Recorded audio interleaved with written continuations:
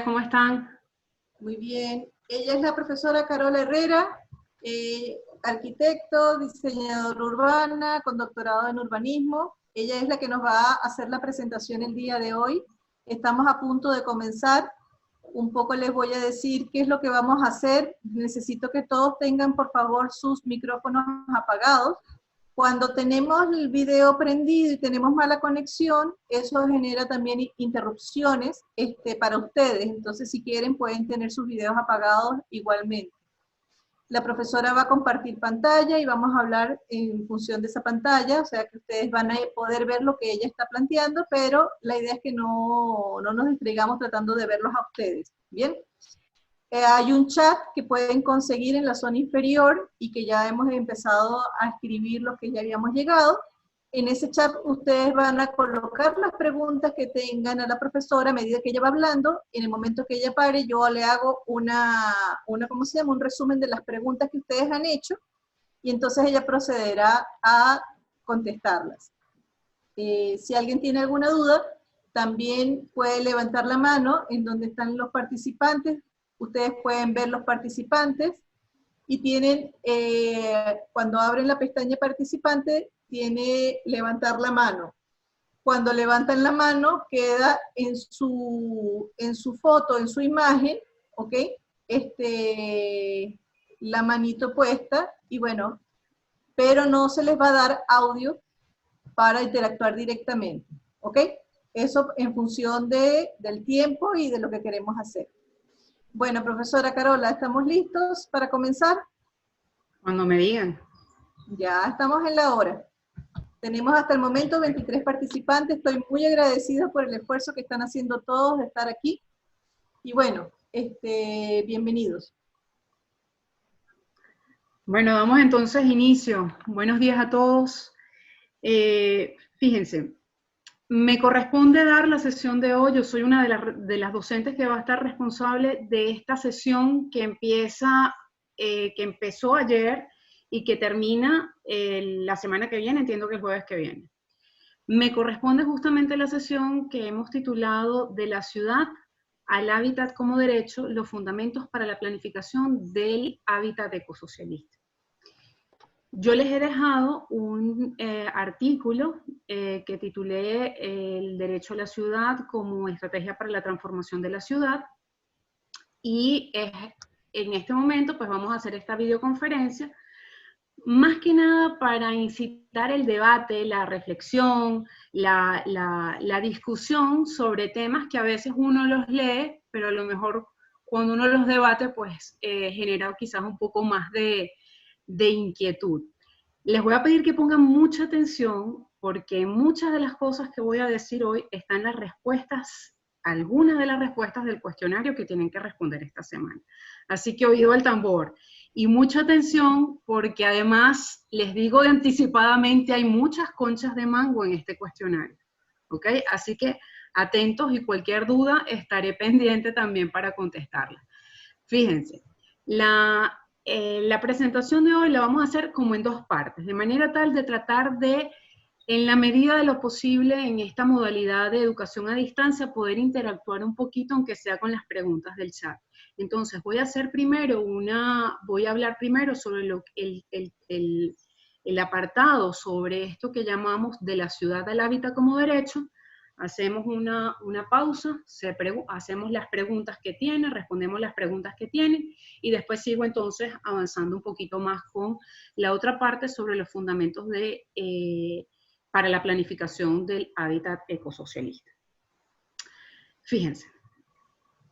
Cuando hablamos de lo que es la Constitución de la República Bolivariana de Venezuela, en un solo artículo aparece el término ciudad. En el artículo 18 hablamos de la ciudad capital, Caracas como ciudad capital y asiento de los órganos del Poder Público Nacional. Es en el único momento en el que se hace referencia al término ciudad. No se hace referencia a quizás a los otros aspectos a los que se hace referencia, tiene que ver con los derechos ciudadanos. Entonces, hablamos de la ciudad capital y hablamos de derechos ciudadanos. ¿A qué nos referimos con esos derechos ciudadanos? Básicamente, se nos presentan los derechos ciudadanos como esos derechos que son iguales para todos, que todo el mundo tiene el mismo acceso. Se habla incluso que hay el derecho a la vivienda, el derecho, que todos tenemos derecho a la vivienda, que todos tenemos un derecho a la salud, que todos tenemos derecho a la educación, como derechos ciudadanos. Pero el término ciudadano realmente está hablando es de ciudadanía. Se liga un poco con el término ciudadanía y hace muchas veces referencia a eso que podemos llamar que son derechos políticos, que básicamente son derechos sociopolíticos y que tienen una función legal muchas veces vinculadas a los estados. Eso es un término que viene realmente es un término bien antiguo, desde Aristóteles se está hablando del término ciudadano.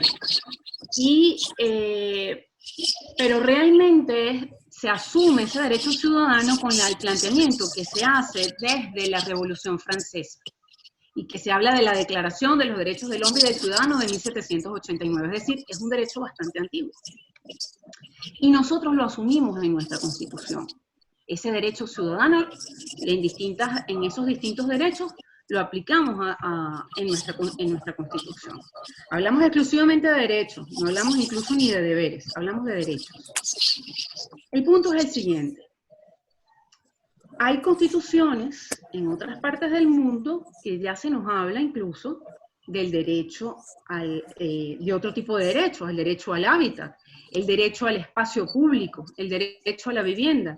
Y en eso tenemos algunos ejemplos como la Constitución de Bolivia, que en el año 2009 ya hablaban del derecho al hábitat y la vivienda.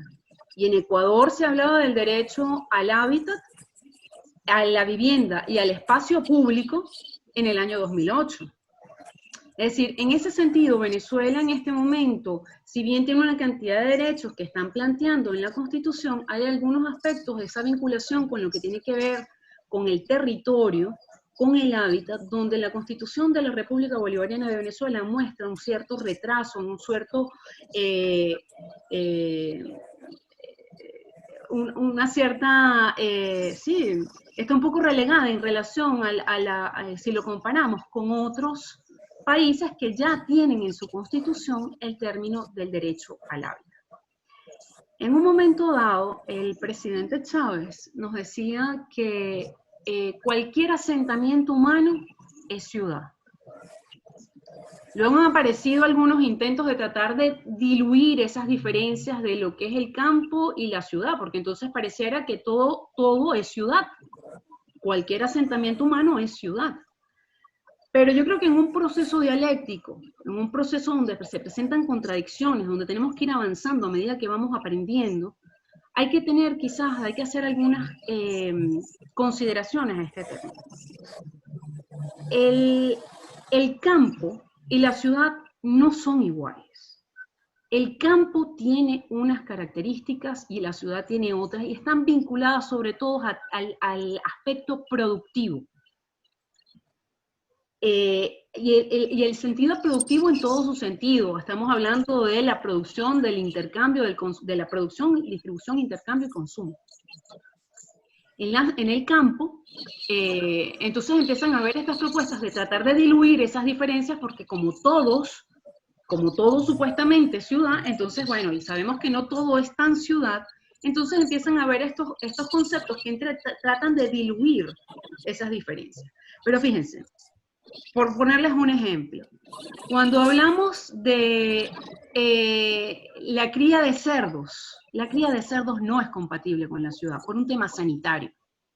Igualmente sucede con el tema avícola. Hay aspectos del campo que no son compatibles con la ciudad. Claro, entonces me dicen, ajá, ¿y la agricultura urbana? Claro, la agricultura urbana es viable como una agricultura de subsistencia, pero la agricultura urbana nunca va a tener el impacto que puede tener la agricultura en el campo, por un tema de esa agricultura extensiva. Entonces ya estamos aquí hablando de dos conceptos que empiezan a estar diferenciados. Entonces, ¿cómo hacemos con ese planteamiento que nos hablaba el presidente Chávez? Cuando nos decía que todo asentamiento humano es ciudad? Bueno, básicamente, el presidente Chávez lo que estaba tratando de explicar era que todos los ciudadanos tienen derecho a la ciudad.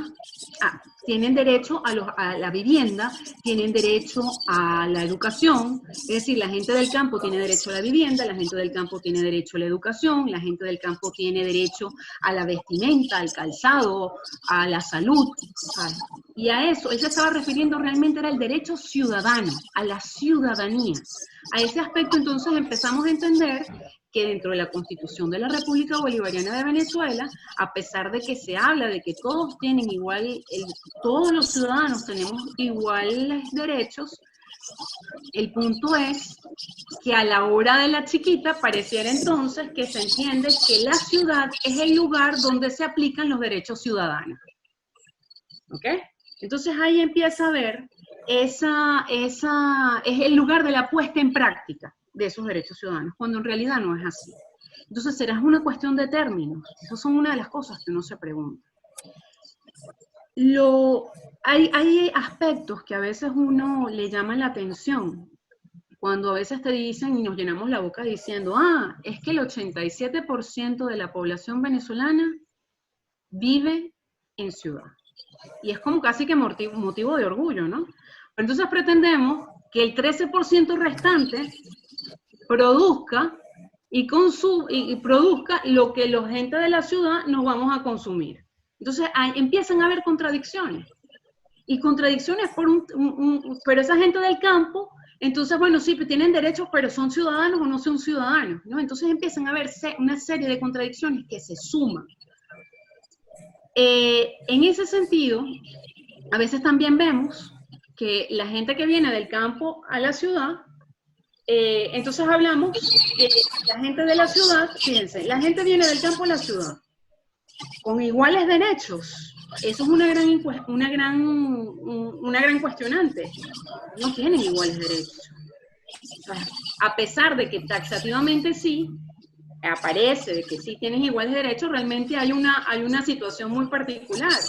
Depende de la posibilidad y el derecho de acceso económico que hay detrás de la ciudad. La gente que viene del campo a la ciudad se va ubicando sobre todo en las llamadas zonas populares, que son las que están caracterizando los territorios urbanos. ¿Ok? Porque la ciudad lo que sí plantea es un estado realmente excluyente. No todo el mundo en la ciudad tiene los mismos derechos. Depende realmente de una condición adquisitiva. Entonces, esas son algunas de las cosas que se nos están presentando en la Constitución. Hay veces que, por ejemplo, hablamos de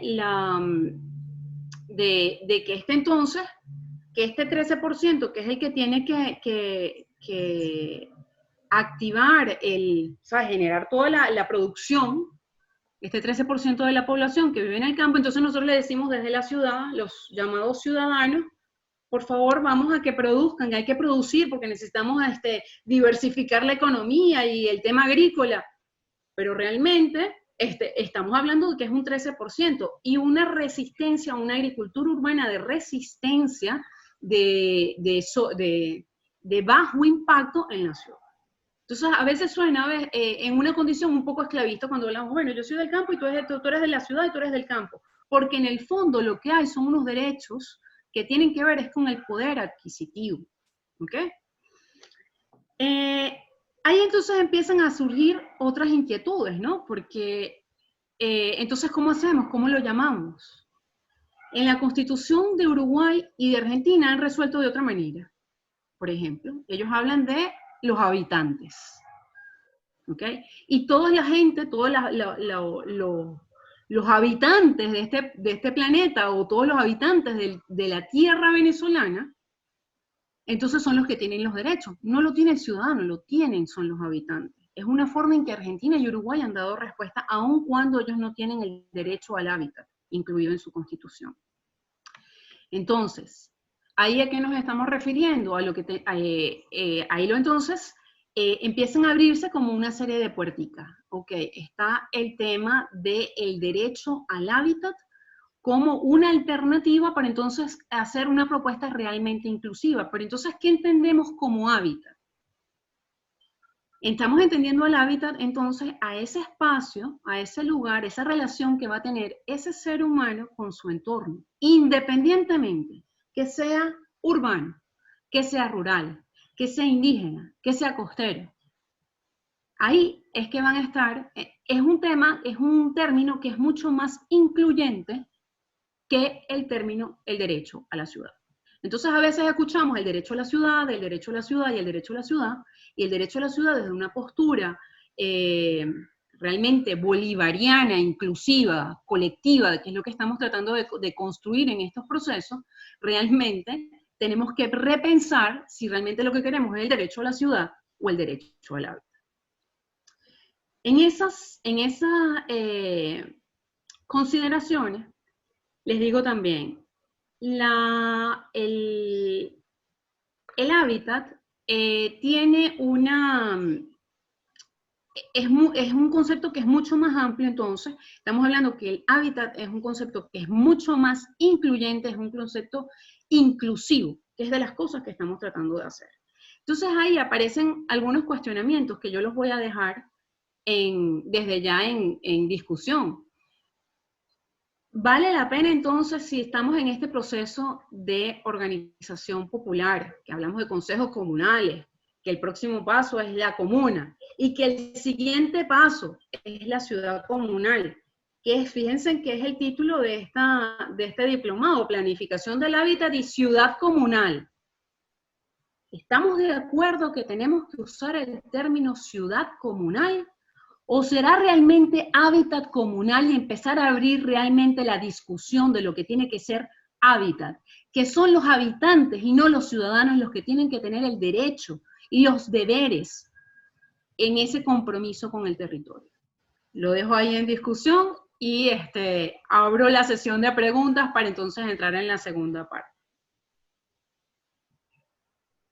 Bueno, hasta los momentos han tenido problemas para conectarse y no hay preguntas concretas sobre lo que tú estás hablando, Carola, pero si alguien tiene preguntas, le puedo dar la palabra.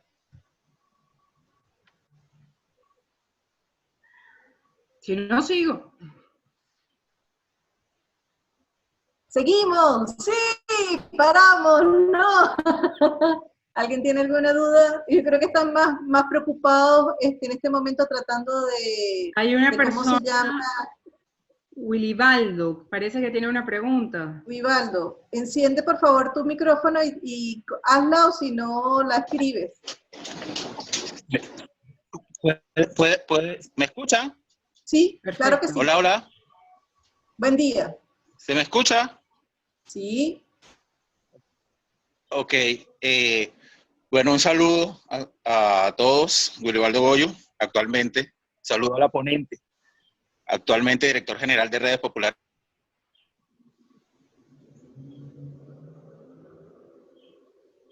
Willibaldo, te voy a pedir por favor que tu pregunta sea concreta y rápido porque tenemos que seguir con la presentación. Sí, lo que pasa es que se perdió la conexión. Ya. Creo que tiene problema de conexión. Bueno, yo creo que las preguntas van a tener que ser escritas, Carola.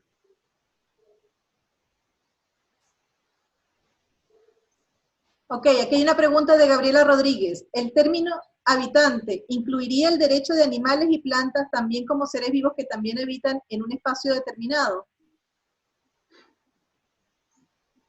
El término habitante, fíjense, es importante esa pregunta.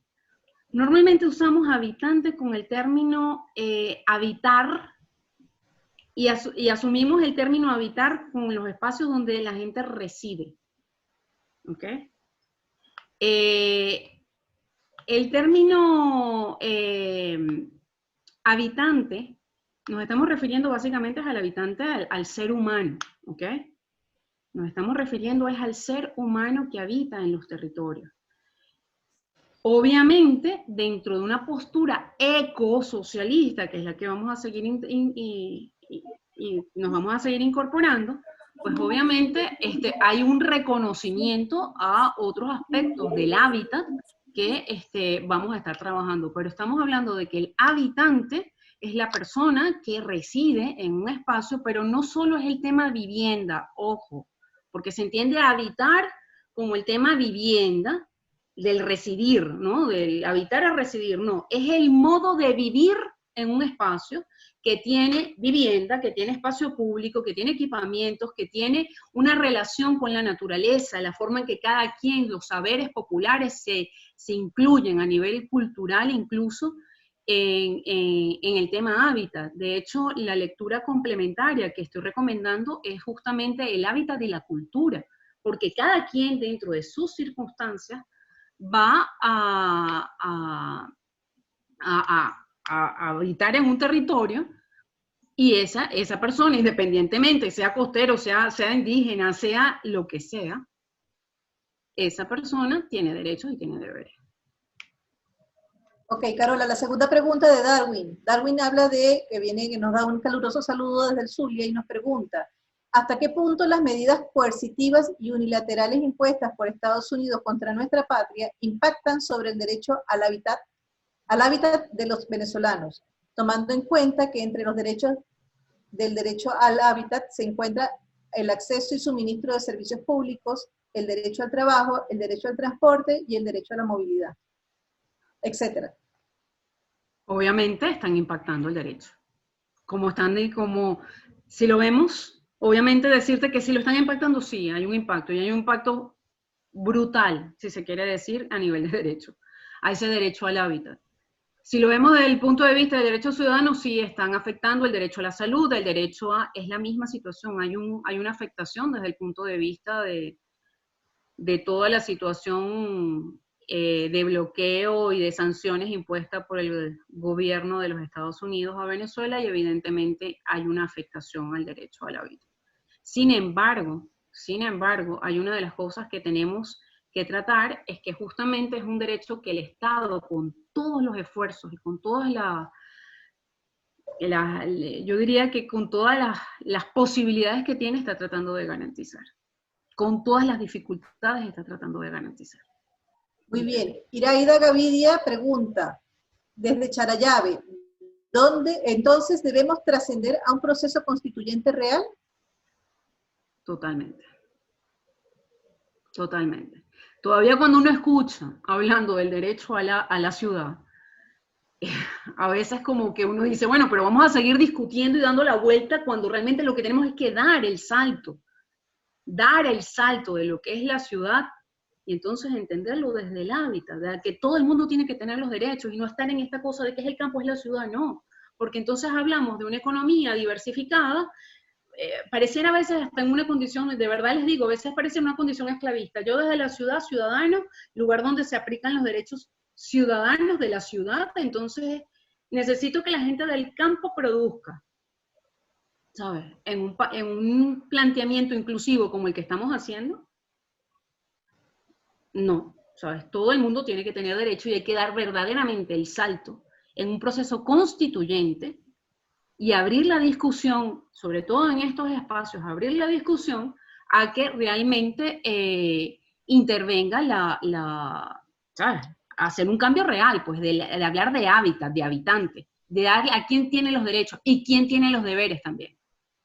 Ese es realmente el salto que se debe dar a nivel constituyente, con respecto al territorio.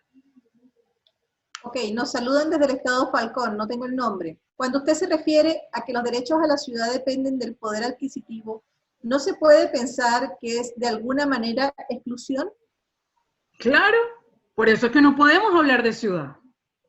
Es un término que en el fondo, cuando hablamos de derechos ciudadanos, cuando hablamos de ciudad, son excluyentes. A eso es a lo que estoy yendo.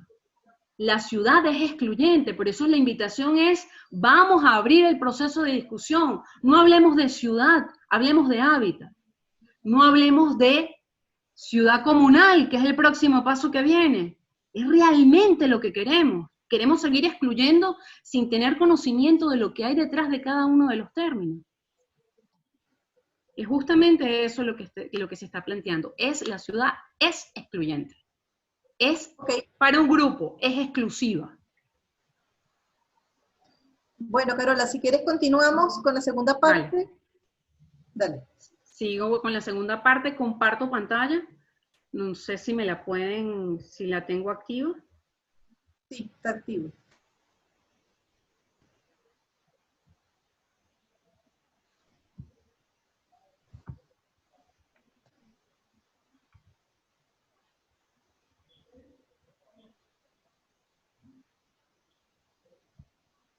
A ver, ¿lo ven?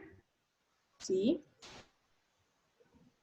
Fíjense, en la segunda parte entonces vamos a hablar sobre los fundamentos para la planificación del hábitat ecosocialista. Fíjense, hay datos que son interesantes, ¿no? Porque nosotros hablamos, por ejemplo, del Ministerio de Hábitat y Vivienda. O sea, hay un discurso allí que está, que es el tema hábitat, es el tema hábitat. Y por eso y yo quiero aquí cerrar un momento que tiene que ver, el presidente Chávez lo que estaba hablando era de esos derechos. Él estaba tratando de plantear la igualdad del campo y la ciudad, diciendo que todo asentamiento humano es ciudad, pero realmente lo que él estaba tratando era referirse a esos derechos ciudadanos, pero más allá que derechos ciudadanos, tenemos que hablar de los derechos de los habitantes, que son ese derecho y ese derecho al hábitat, desde el punto de vista de manera inclusiva, entonces incluye muchos derechos en sí mismo. Eso lo van a ver también en el artículo. Fíjense, ya entrando en lo que es los fundamentos para la planificación del hábitat ecosocialista, voy a partir de un planteamiento que viene de las Naciones Unidas, y yo me imagino que muchos de ustedes lo habrán escuchado, que son los Objetivos del Desarrollo Sostenible. Las Naciones Unidas nos plantean 17 Objetivos del Desarrollo Sostenible. ¿Ok? El gobierno de Venezuela, en el año, a finales del 2018, incluso recibiendo una comitiva que vino de las Naciones Unidas para el tema de los derechos humanos en Venezuela, Venezuela dijo, nosotros estamos totalmente en sintonía con los derechos, con esos objetivos del desarrollo sostenible. Pero en el caso de Venezuela, en lo que es el planteamiento, en el plan de la patria, dentro de todos los objetivos que se plantean dentro del plan de la patria, Venezuela destacó unos objetivos. El tema del empleo, el tema de la desigualdad, en el caso del empleo, que estuviesen 18 personas, que hubiese un 2% de desempleo y 18 millones de personas por lo menos estuviesen trabajando. La desigualdad en términos Gini, estuviese en 0,26. Se establecieron metas muy específicas, el índice de desarrollo humano de 0,85, con pobreza cero, el tema de la vivienda, que lográramos construir los 5 millones de viviendas, en el tema de los pensionados, que hubiesen 5,5 millones de pensionados y un 100% de cobertura, que 75% de las mujeres estuviesen dentro del plan de parto humanizado, que la juventud estuviese, por lo menos 1 millón de jóvenes estuviesen trabajando, que estuviesen conformadas 8.000 comunas en pleno funcionamiento. En este momento estamos alrededor de 3.233 comunas consolidadas en el país. A nivel agroalimentario, cultivar por lo menos 5,16 millones de toneladas al año, 40 millones, perdón, de toneladas de alimentos al año. El tema de la salud, que hubiese un 100% de cobertura de salud, de la esperanza de un 77, que llegáramos a 77 años, la educación, hablamos del petróleo, la producción del barril de petróleo, el hierro, el acero, como también elementos para la producción, la minería y las telecomunicaciones de la informática. Como ven, muchas de estas cosas a veces en este momento con todo el asedio y la amenaza y las sanciones que tiene Estados Unidos contra Venezuela, muchas de estas metas a veces se ven con muchas dificultades, pero fueron las metas que se estableció el gobierno dentro de todos los objetivos que hay del 2019 al 25, estas fueron las que el gobierno de Venezuela priorizó. ¿Okay? Cuando vemos, hay muchas de ellas que tienen vinculación con los objetivos de esos 17 objetivos del desarrollo de desarrollo sostenible que nos plantean las Naciones Unidas.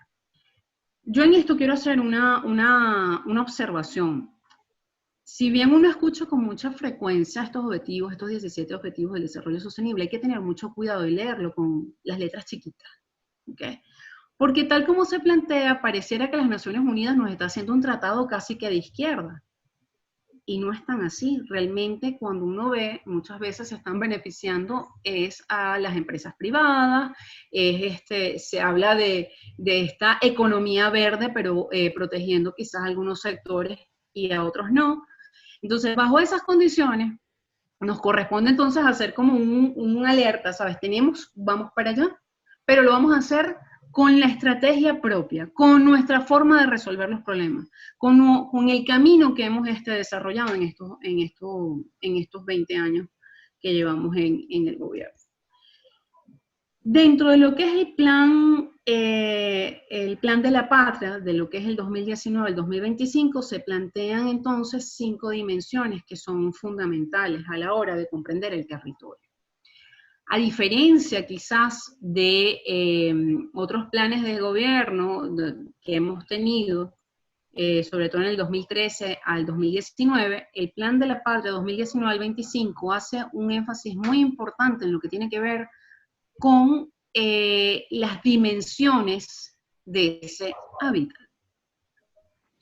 Y es decir, que cuando hablamos de hábitat, no estamos hablando solamente de un tema del espacio que vemos, sino que detrás de ese espacio hay una serie de condicionantes que van a incidir en la definición de ese hábitat. Estamos hablando que hay aspectos económicos, que hay aspectos políticos, que hay aspectos sociales, que hay aspectos físico-espaciales y hay aspectos ecológicos. Pero todos esos puntos van a estar cruzados por algo fundamental, que es lo ideológico y que es lo cultural.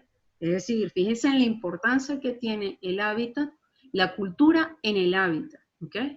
Vamos a ver puntualmente. Desde el punto de vista económico, el Estado venezolano lo que está buscando es diversificar la economía, ¿ok? Y se está tratando de salir, sobre todo en estos momentos, en este momento de pandemia, el presidente Nicolás Maduro ha pedido encarecidamente que por favor se activen el tema de los motores, buscar alternativas, posiblemente la agricultura es una alternativa, pero entonces habría que ver cómo se arma ese estado económico, ese estado que nosotros siempre decimos que tenemos un estado petrolero, pues empezar a tener un estado agrícola, ¿ok? Pero ese estado agrícola no es solo pensar que es el gobierno arriba el que va a hacerlo, es el Estado somos todos, y en ese somos todos es ver cómo armamos estructuras realmente agrícolas, que ya las hay, quizás es una cuestión de poner un poco de orden, para empezar a producir y potenciar este tema económico. Pero el tema económico tiene una incidencia fundamental en lo que es el hábitat. En lo que respecta a lo político, pues por supuesto tiene mucha incidencia el tema de la organización popular y protagónica y la organización social. Hoy en día hablamos que tenemos 3.233 comunas, alrededor de 48.000 consejos comunales. Vamos entonces también a la consolidación de la ciudad comunal próximamente, que la estamos construyendo poco a poco. Pero lo que sí hemos visto, que en estos momentos de dificultades, a pesar de que nos hablan de ese distanciamiento social, que yo ahí sí les diría, vamos a hablar de distanciamiento sanitario, porque social no, hay un tema de solidaridad que está saliendo a relucir y la fuerza de ese poder popular organizado, que ha sido como clave para poder aguantar las dificultades que se nos están presentando, sobre todo por el asedio internacional. Vemos también el tema social. Aquí vamos a hacer mención a esas misiones, a las distintas misiones que tiene el gobierno bolivariano para atender el bienestar social de la gente, el bienestar social de los habitantes y en especial de esos grupos y esas personas vulnerables. ¿Okay? En lo físico-espacial, el plan de la patria hace mención a aspectos que tienen que ver con vivienda, con la tierra, el suelo, para abordar aspectos que tienen que ver con el tema del derecho, ese derecho para el goce de esos bienes materiales en una igualdad de condiciones. Desde el punto de vista ecológico hablamos también de esa relación.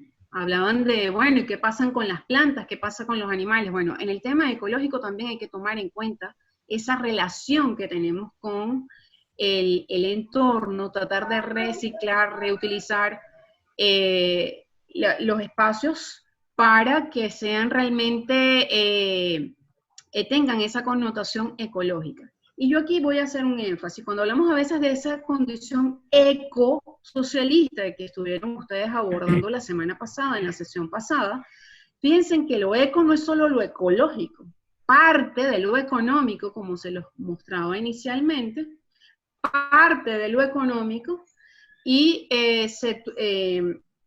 llega a lo ecológico, es decir, hay un planteamiento que a raíz de unos cambios que hay que hacer desde el punto de vista económico, desde el punto de vista político, desde el punto de vista social, físico-espacial, territorial, entonces empezamos a ver cambios también en lo ecológico. Lo ecológico no está solo, lo ecológico debe estar amarrado a una serie de condicionantes que vienen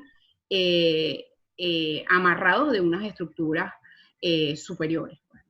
Entonces, y por supuesto lo ideológico-cultural, que como les digo, que vamos a tratar en estos aspectos de seguir fortaleciendo lo que son nuestras creencias culturales, nuestra soberanía, nuestra ideología. Y eso es punto clave para justamente buscando la manera de ese proceso de descolonización que ustedes también ya han trabajado un poco, porque tenemos, es que, ¿sabes? Venezuela de lo que está tratando es justamente de fortalecer esa soberanía que tenemos como país. ¿Okay? En términos generales, vamos a hablar entonces, el plan de la patria, lo que nos está planteando básicamente es un listado de cosas, pero no nos está diciendo cómo hacerlas. Ahí es que está quizás la gran inquietud o la gran dificultad que se nos presenta, porque entonces, ¿cómo lo hacemos? El Estado ha creado algunas figuras desde el punto de vista económico, nos habla de los 16 motores de desarrollo, pero también ha creado otras figuras que están en la ley de regionalización, como la ley de el tema de los distintos motores de desarrollo, hablamos de las zonas económicas especiales, hablamos de zonas de conocimiento productivo, que son otras estructuras a escala regional para inducir el tema económico. Quizás la escala que nosotros podemos manejar está el tema de los CLAP, que no se olviden que ese tiene un tema muy fuerte que tiene que ver con el tema de la producción. Desde el punto de vista político, bueno, el Estado venezolano lo que nos está planteando es una cogestión. Muchas veces hablamos, y yo creo que aquí también hay que hacer como una aclaratoria, a veces hablamos, bueno, es que es el autogobierno. En este momento nosotros no estamos en un autogobierno, estamos en una transición. En una transición donde lo que hay es una cogestión entre el Estado-nación, el poder público y el poder popular.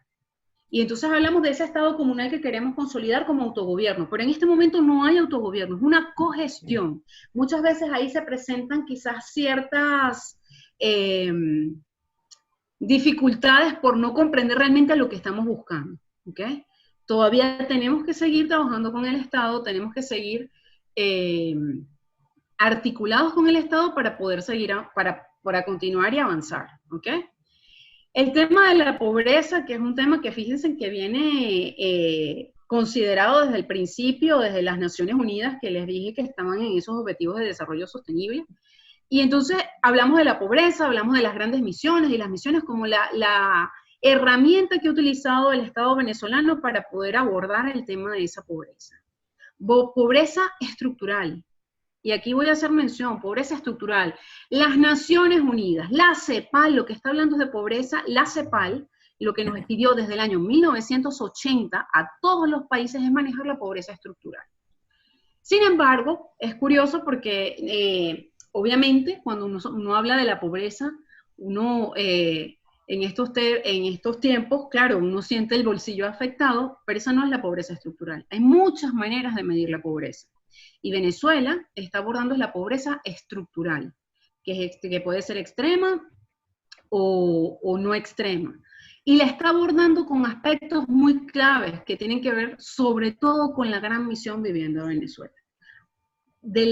Cuando hablamos de esa pobreza estructural estamos hablando de las necesidades básicas insatisfechas. Y en las necesidades básicas insatisfechas se responden con 5 condicionantes. ¿Cuáles son esas condicionantes? El hacinamiento crítico, que se aborda con la Gran Misión Vivienda Venezuela, las condiciones de la vivienda, que también tienen que ver con esa misión de la Gran Misión Vivienda Venezuela, e incluso la Gran Misión Barrio Nuevo, Barrio Tricolor. Y no es todas las condiciones de la vivienda, básicamente es las condiciones del techo, ¿ok? Vemos también el tema de la, que esté conectada a la red, a las redes de servicio. El otro tema tiene que ver con la educación, que los niños de 7 a 12 años están recibiendo educación. Y el otro punto que es fundamental, que es el tema del empleo. ¿Okay? ¿Cuántas personas trabajan en el hogar? Y el tema de ese desempleo. Entonces, claro, y hago esto porque muchas veces escuchamos a la oposición hablándonos de la pobreza que subió, pero ¿qué pobreza nos está hablando? Porque los datos no coinciden con los datos que maneja el Estado. El Estado está manejando la pobreza estructural y no la coyuntural. Digo, sí la maneja, pero la que está abordando y la que nos está pidiendo la CEPAL es la estructural. La otra tiene que ver es con la canasta básica y con la capacidad, el poder adquisitivo para lograr poder tener, por ejemplo, acceso a los alimentos, esa canasta básica. Lo que pasa es que muchas veces esa canasta básica no es comparable. Nosotros no podemos decir que nosotros comemos lo mismo que comen en Argentina. ¿Ok? Entonces, por eso es que la CEPAL pidió que se establecieran diferencias entre el tipo de pobreza que se iba a manejar. Venezuela está manejando el tema de la pobreza con las distintas misiones, misiones y grandes misiones, y para abordar sobre todo el tema de esa pobreza o esa condición de pobreza relacionada con coyuntural, relacionada con situaciones inducidas, muchas veces es a través del CLAP. En cuanto al tema territorial, fíjense, es importante hacer mención de que a nivel del territorio y con una visión ecosocialista, tenemos que empezar a hacer un uso quizás más conscientes, más razonados sobre el suelo, sobre la tierra. Y tratar en este momento la cantidad de construcciones que se están haciendo, las construcciones que se vienen haciendo muchas veces son con un sentido expansivo y no con un sentido compacto. Muchas veces la gente que está fíjense en lo que están pasando quizás en este momento de pandemia. Vemos que a veces las personas que viven en estos sectores de ciudades expansivas, tipo Ciudad Jardín, pues pasan un poco más de trabajo porque no tienen nada cerca. En cambio, si en estas condiciones, a pesar de que tenemos que mantener esta distancia sanitaria, tenemos que tratar de tener elementos cerca para poder resolver los problemas del día a día. Entonces hay cierta compacidad, no puede ser tan expansivo, porque nos generan ciertas dificultades. Debemos plantear también, sobre todo en el caso de las grandes misiones, la Gran Misión Vivienda Venezuela, incorporar diversos equipamientos. Eso lo plantea también el Plan de la Patria. Incorporar espacios públicos sociales que son necesarios sobre todo para el apoderamiento y la conquista de los territorios, ¿no? Esos espacios deberían estar considerados en los urbanismos de la Gran Misión Vivienda Venezuela, como deberían estar incorporados fuera de los urbanismos, porque son los espacios donde realmente se hace la acción política, que es uno de los elementos que nosotros estamos tratando de construir cuando hablamos de esa ciudad comunal, ¿ok? Y está el tema de reciclar, reducir y reutilizar los territorios para su uso efectivo, los recursos que tenemos de la naturaleza, para su uso efectivo dentro de este conjunto de proyectos. En todo caso, estamos buscando la diversificación económica, la cogestión, estamos buscando el buen vivir justamente con el tema de las misiones y las grandes misiones, un modelo compacto del territorio y una armonía del ser vivo, el ser humano con el ambiente. Entonces, bueno, termino aquí mi exposición y lo abro nuevamente a preguntas.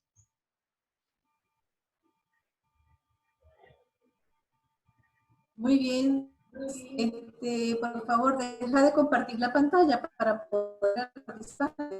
Quedó Ok. una pregunta de David que decía, para poder desvincularnos del término ciudad comunal, ¿qué alternativas propones?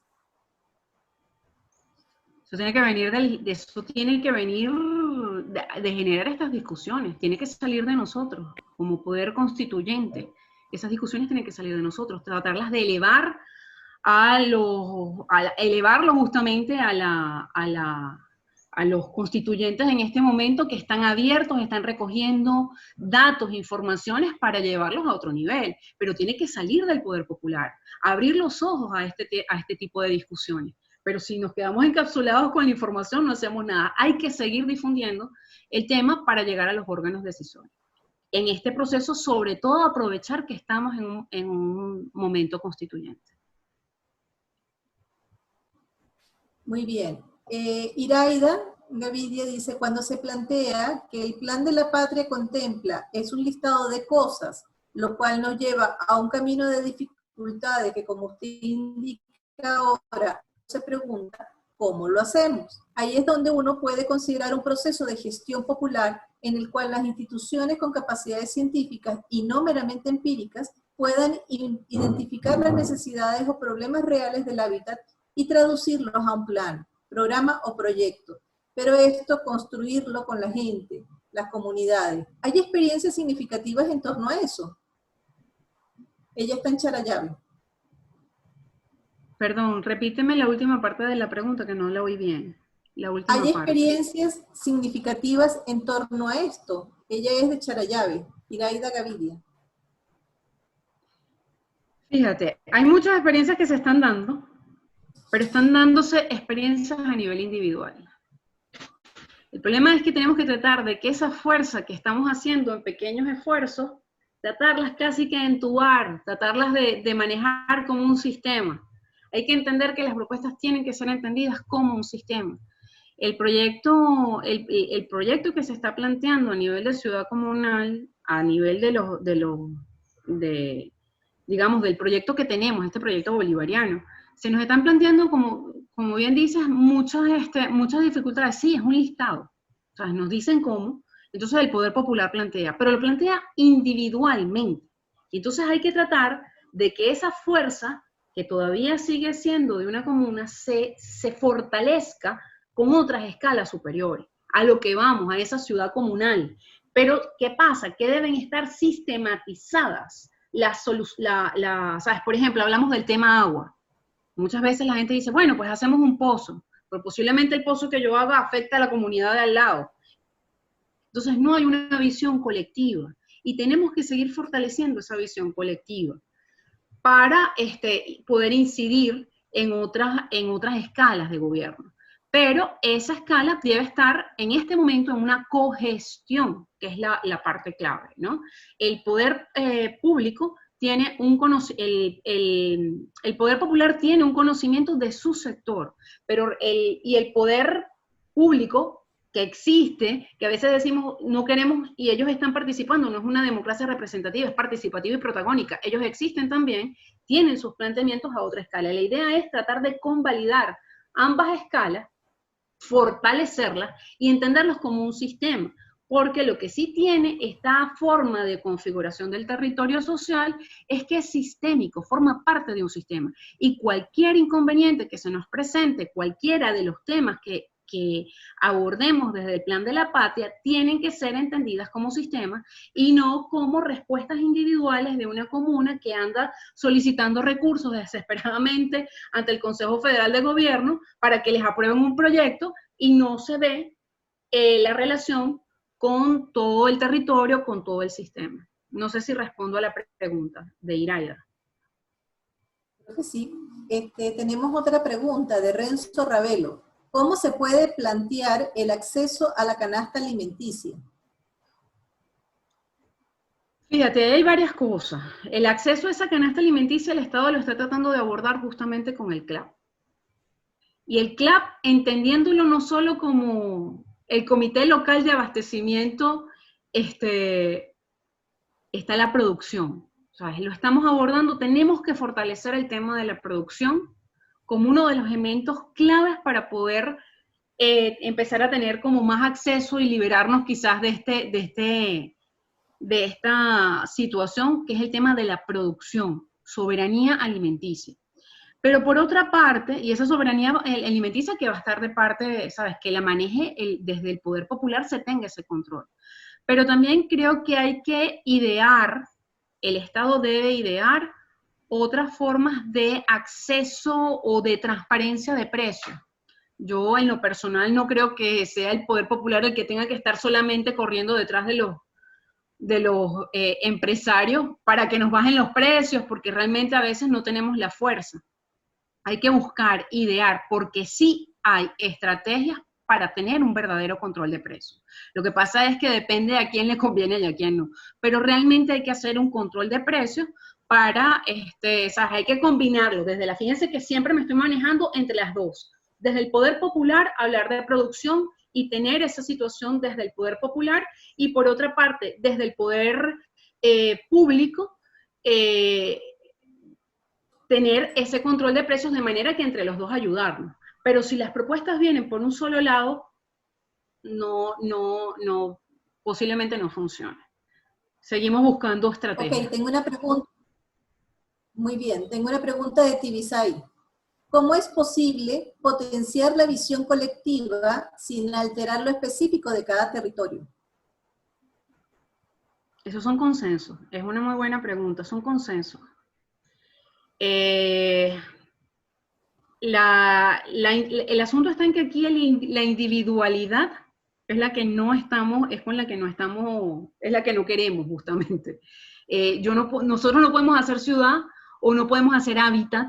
O sea, la ciudad la puede hacer para el individuo, la individualidad la puede manejar desde la ciudad, pero desde el hábitat no. Desde el hábitat tenemos que tratar de armar y hacer consensos y ver qué puntos sí y qué puntos no, y ponernos de acuerdo, que a veces no es fácil. A veces explicar con mucho detenimiento, incluyendo a el poder popular, que tenga un apoyo a lo mejor de una serie de técnicos que también apoyen y les expliquen algunas agravantes que se pueden presentar si se toma una decisión u otra. Pero yo creo que vincularlo siempre, fíjense, en las dos escalas, en esta cogestión, con también digamos, el poder público equivalente a ese, o sea, para poder dar respuestas colectivas y que tengan una comprensión desde lo sistémico. O sea, aquí va a tener que priorizarse lo sistémico, porque aunque yo, por ejemplo, quisiera hacer, por darles un ejemplo, una escalera, a veces uno ve intervenciones que se han hecho muchas veces, apoyadas por el Consejo Federal de Gobierno, donde se hace una escalera que uno no sabe ni a dónde llega ni a dónde va, pero la escalera se hizo. Entonces, la comprensión de lo sistémico es clave, que lo vamos a ver en el segundo módulo, es clave para entender de que no es una decisión individual, sino que la decisión de uno puede afectar el desenvolvimiento de un territorio completo. Fíjate, Darwin plantea más que una pregunta, él quiere saber la valoración en cuanto al aporte que puede ofrecer la geografía social y la cartografía comunal a todos los planes de desarrollo de la ciudad comunal. ¿Cuál es tu valoración al respecto? El aporte de la geografía social es total, necesario. O sea, es fundamental. Porque justamente, Darwin, una de las cosas es que ¿quién sabe más de su territorio que la gente que lo habita allí? Ellos son los primeros que van a saber dónde está la problemática. Que no lo va a saber posiblemente la gente de la alcaldía. ¿Sabes? La alcaldía uno le va a decir, mire, tengo este problema. Pero nuevamente, tiene que entenderse desde lo sistémico. Y la cartografía, ¿sabes? Y hay que a veces y lo vinculo también con la pregunta anterior, a veces hay que saber perder en algunas cosas porque no se tiene la razón, porque tienes que verlo dentro de un sistema. Seguimos viendo las cosas, a pesar de que pareciera que es una visión colectiva, seguimos entonces viendo pedacitos de comuna, ¿no? Fragmentamos el territorio en pedacitos de comuna, pero no tenemos la visión colectiva. Vamos al hábitat comunal, y en ese hábitat comunal tenemos que intentar que sea la gente la que diga que nos diga dónde están los problemas y que se establezcan incluso propuestas, que se generen incluso propuestas y ver cómo esas propuestas se articulan con otras comunas y empezar a entenderlo dentro de un conjunto mayor hasta consolidar esa ciudad comunal, ¿ok? Pero fundamental, Darwin, fundamental esa cartografía, fundamental arriesgarse, atreverse a hacer propuestas para poder articular con todos los actores. Muy bien, fíjate, tenemos una pregunta de Wilibaldo Goyo. Si queremos trascender a una sociedad más justa y de igualdad, ¿por qué planificamos aún para la desigualdad? Él pone como ejemplo Ciudad Piuna, sector Simón Bolívar, y la contraparte en el sector Simón Rodríguez.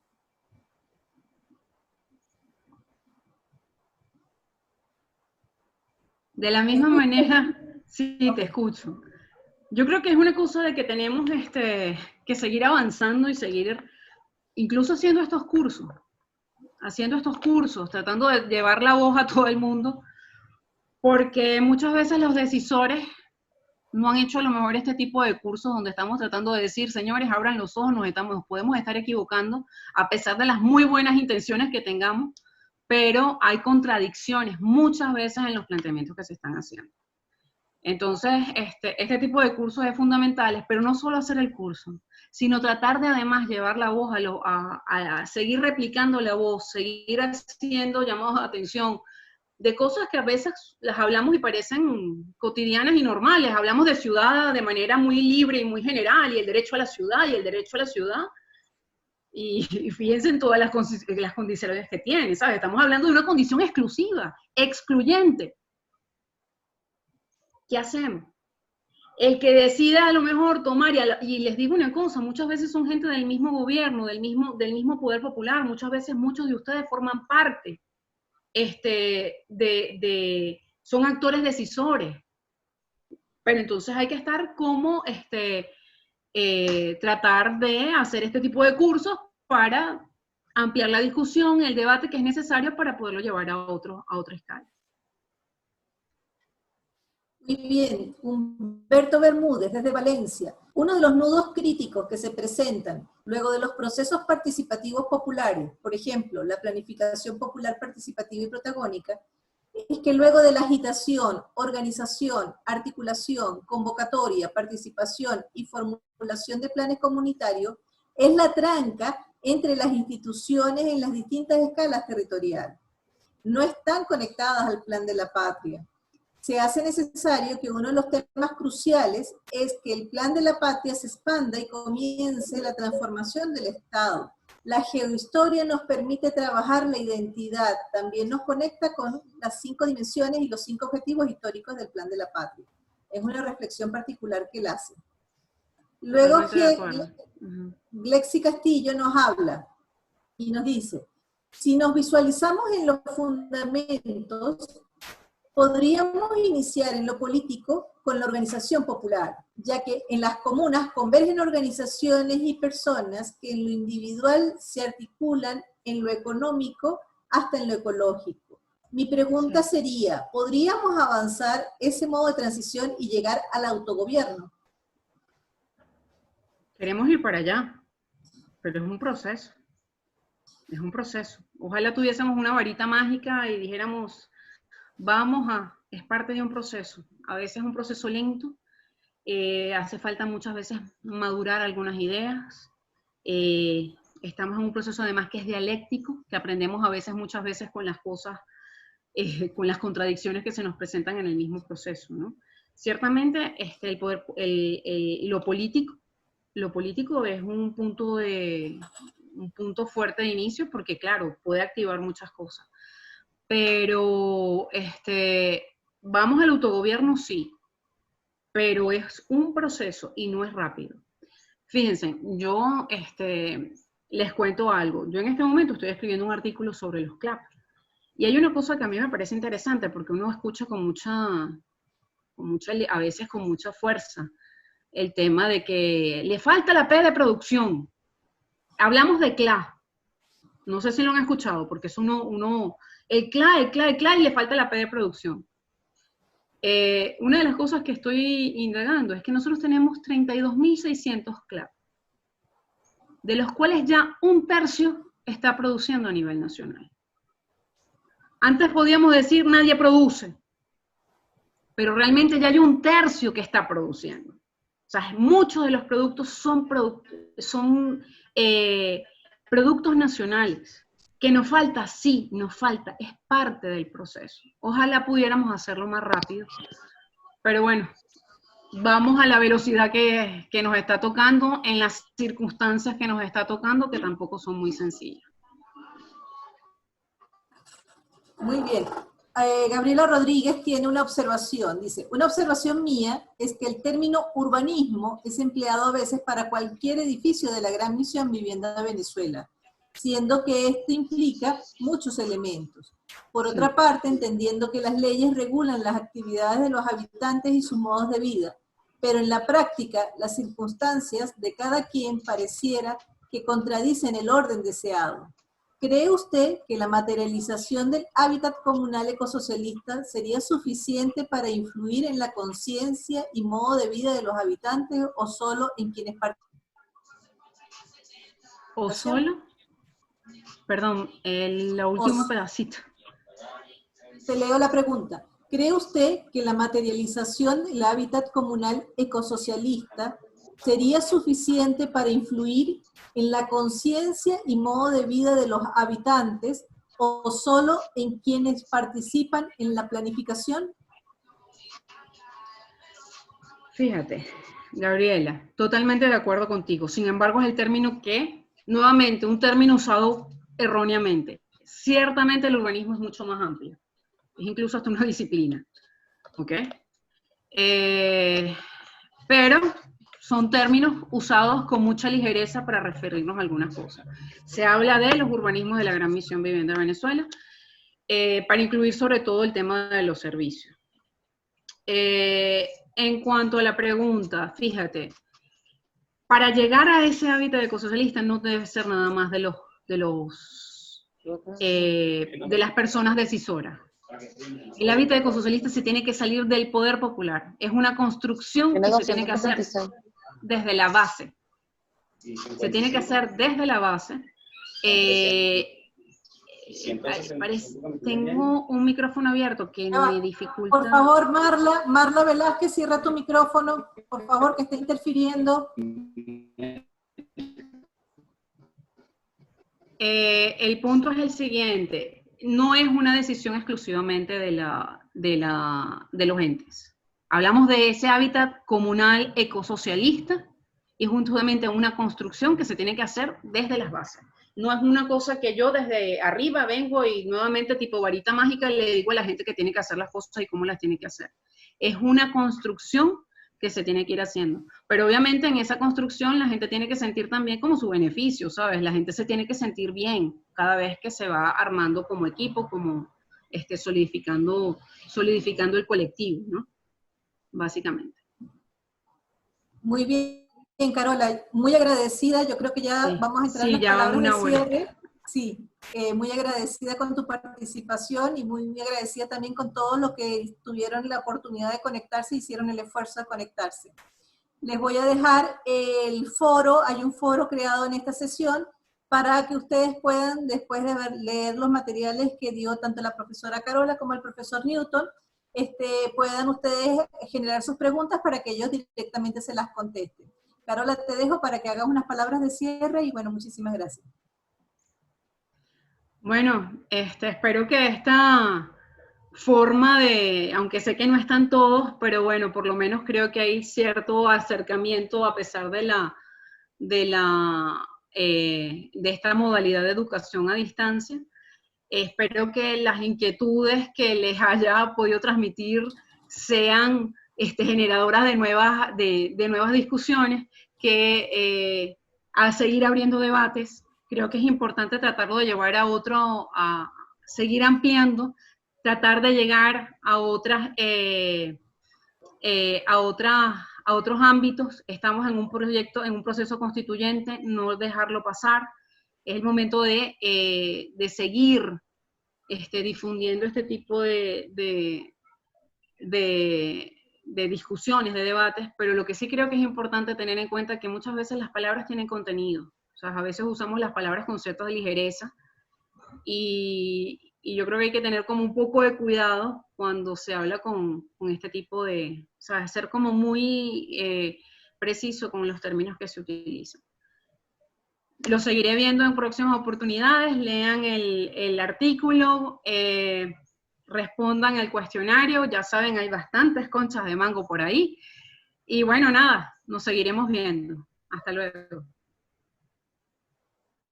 Hasta luego, muchas gracias. Pueden salir de la presentación. Se les quiere, cuídense.